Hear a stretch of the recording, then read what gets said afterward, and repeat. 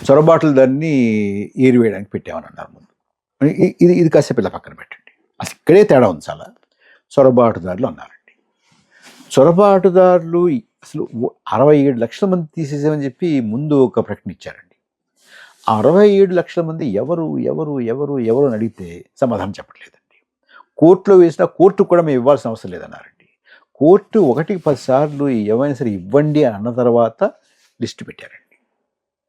ఆ లిస్ట్ కూడా ఎలా పెట్టారంటే బ్రహ్మారెడ్డి గారు చాలా తెలివిగా పెట్టారు. లిస్టు ఇదిగో 67 లక్షల పేర్లను ఇవ్వలేదండి.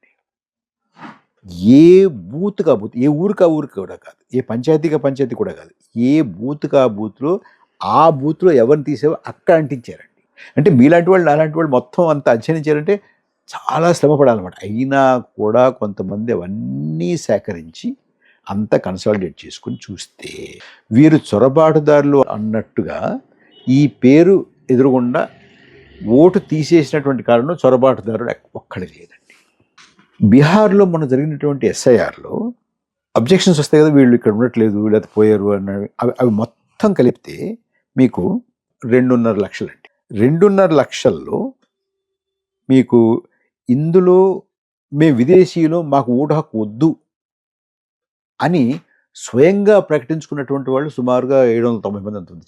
అది కూడా హాస్యాస్పదమే అనుకుందాం, పోని అన్నారు. ఫారినర్స్ అనే అబ్జెక్షన్స్ మామూలుగా వచ్చినటువంటివి 1087 అండి.